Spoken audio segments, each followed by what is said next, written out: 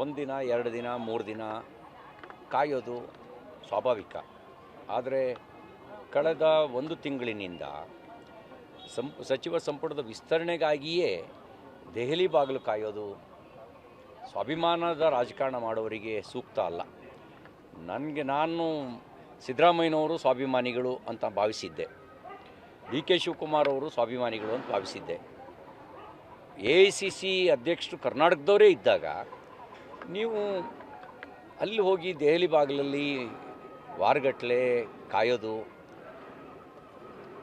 ಇಲ್ಲಿ ಘೋಷಣೆ ಮಾಡಿ ನೀವೆಲ್ಲ ರೆಡಿ ಮಾಡ್ಕೊಳ್ಳಿ ರಾಜಭವನದಲ್ಲಿ ಅಂತ ಹೇಳಿದ ಮೇಲೂ ಕೂಡ ನಿಮ್ಮ ಪಟ್ಟಿ ಹೊರಗೆ ಬರದೇ ಇರೋದು, ನಿಮ್ಮ ಸ್ವಾಭಿಮಾನಕ್ಕೆ ಎಲ್ಲೋ ಧಕ್ಕೆ ಬಂದಿದೆ ಅಂತ ನಿಮ್ಗೆ ಅನಿಸ್ಬೇಕಿತ್ತು.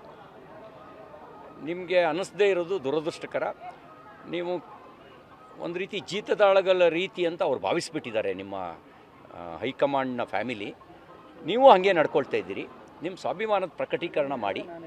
ರಾಜಕಾರಣದಲ್ಲಿ ಅಧಿಕಾರ ಶಾಶ್ವತ ಅಲ್ಲ ಅಂತ ನೀವೇ ಹೇಳ್ತಿದ್ರಿ.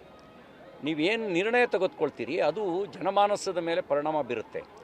ಈಗ ಅಲ್ಲಿ ಹೋಗಿ ಜೀತದಾಳಗಳ ರೀತಿ ಕಾದರು ಅಂಥೇಳಿ ಇತಿಹಾಸ ನಿಮ್ಮನ್ನು ಗುರುತಿಸಬಾರ್ದು.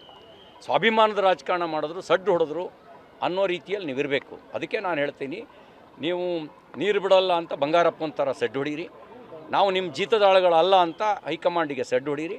ಆ ಸಡ್ಡು ಹೊಡೆದು ಕರ್ನಾಟಕದ ಸ್ವಾಭಿಮಾನವನ್ನು ಉಳಿಸಿ. ಸರ್, ರಾಜ್ಯದಲ್ಲೂ ಸಹ ಹೋರಾಟದ ವಿಚಾರದಲ್ಲಿ ಅಡ್ಜಸ್ಟ್ಮೆಂಟ್ ಆಗ್ತಾ ಇದೆ. ನೀವು ಹೊಡೆದಂಗೆ ಮಾಡೋನು ಹತ್ತಂಗೆ ಮಾಡ್ತೀನಿ ಅಂತೇಳಿ ಜನ ಮಾತಾಡ್ತಾ ಇರೋದು. ವಿಪಕ್ಷಗಳು ಸಮರ್ಪಕವಾಗಿ ಕೆಲಸ ಮಾಡ್ತಿಲ್ಲ, ತಡೆಯೋಕ್ಕೆ ವಿಫಲ ಆಗ್ತಾ ಇದೆ ಅಂತ. ನಿಮಗೆ ನಿಮ್ಮ ಭಾವನೆ ಹಾಗಿದ್ದರೆ ನಾನು ಅದನ್ನು ತಪ್ಪು ಅಂತ ಭಾವಿಸೋದಿಲ್ಲ. ನಾವು ನಮ್ಮ ಪ್ರಯತ್ನ ಮಾಡ್ತಿದ್ದೀವಿ. ಬಂಡತನ ಮೊಂಡುತನಕ್ಕೆ ಪರಿಹಾರ ಇಲ್ಲ. ಈಗ ಕೆಲವರು ಸಾರ್ವಜನಿಕವಾಗಿರುವಂಥ ಸೂಕ್ಷ್ಮತೆಯ ಅರಿವಿಲ್ಲದೆ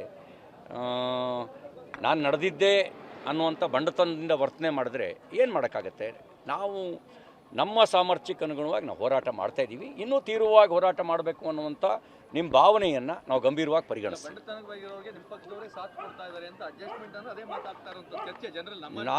ನಾನು ಆರೋಪವನ್ನು ಒಪ್ಪೋದಿಲ್ಲ. ಆದರೆ ಇನ್ನಷ್ಟು ತೀವ್ರಗತಿಯಲ್ಲಿ ಹೋರಾಟ ಮಾಡಬೇಕು ಅನ್ನುವಂಥ ನಿಮ್ಮ ಸಲಹೆಯನ್ನು ಸ್ವೀಕಾರ ಮಾಡ್ತೀವಿ.